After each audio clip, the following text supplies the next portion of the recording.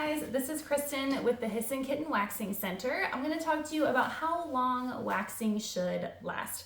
Now, before I jump in, if any of y'all have any questions, comments, concerns, feel free to comment down below, like, subscribe.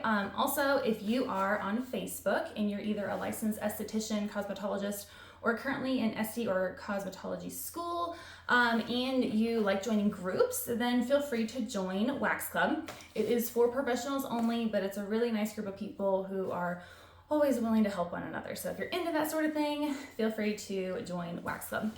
Now, okay, let's jump in. How long should waxing last?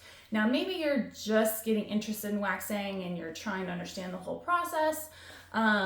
Or maybe you just started and you don't know how many appointments or like how far out you should book your appointments, because I always recommend pre-booking your next appointment, otherwise you'll forget. So I'm here to help. This can be tricky because not everyone is the same.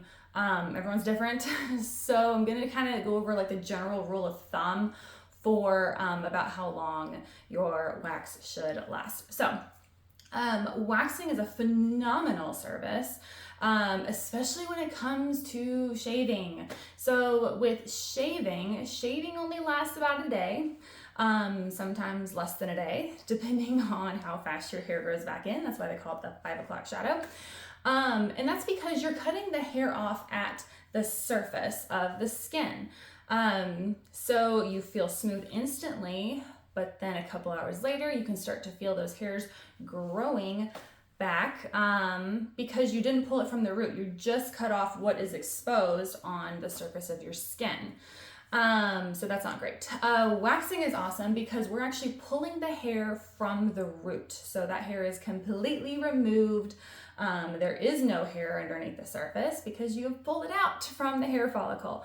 So the amount of time that you should remain hair-free after getting waxed is around 2 weeks. Now keep in mind, if you are just starting to get waxed, your hair growth cycles are going to be all out of whack. They're going to be all over the place. And this is totally normal, especially if all you've been doing is shaving up until this point, or maybe you just haven't really done any maintenance, or maybe you've just been trimming.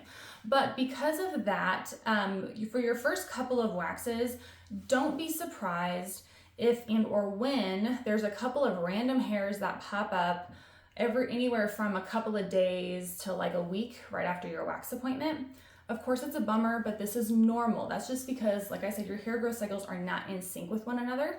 It normally takes about 2 to 3 or like 2 to 4 waxes to get them all on the same cycle. So then once they're on the same cycle and the wax removes the hair from the root, it's removing all of those hairs, and your hairs aren't at different stages. So it's pulling all of those hairs out from the root, and then you'll stay hair free for around 2 weeks.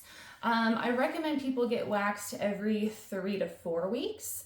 3 to 6 weeks. Most people get waxed around 4 weeks. But like the safe zone, like I call it, would be between 3 and 6 weeks. So if you try to wax anywhere before 3 weeks, anything earlier than 3 weeks, your hair is just not going to be long enough. You need the hair to be long enough for the wax to be able to suction cup it and grip it. And if enough hair is not poking out of the skin, it's going to be really hard for the wax to be strong enough to actually pull it from the root. So if it's not, that means the hair would just break. And if you're going to break the hair, you might as well just shave. There's no point in waxing and wasting your money on it. Anything longer than 6 weeks for your waxing appointment, there's a couple things. One, the wax can start to pull on the hairs whenever the waxer is laying the strip, which this is just really uncomfortable for the client if it's like tugging on the hair. So that's not fun. And then also you might start to encounter multiple hair growth cycles once you get past that 6-week mark. It's just the natural hair, the cycle of the hair for it to come in, removed, come in, or grow back in and then get removed. So you want to stick to keeping it on the same cycle. So anywhere between 3 and 6 weeks is the best time. Now, another good thing about waxing is that when that new hair grows back in, it's going to be a brand new baby hair. So it's not going to be that like thick, prickly feeling that you get after you shave that we all hate. It's a brand new baby hair, so it's softer and it's finer. So it's not nearly as annoying when it grows back in to deal with it. So I know some of you might be like, oh, I can't wait a month before my next appointment. Actually, it gets so much easier because that hair is so much finer, it's so much harder to see. In addition to that, less hair grows back each time when you wax, and that's because we're killing off a lot of those hair follicles with waxing. So I have been getting waxed for around like 14 years now, and the amount of hair that I have now is like a 16th compared to what I used to have, and that's because I've been consistently waxing for so long. I've just killed off a lot of those hair follicles. So when my hair does grow back, it is so much easier.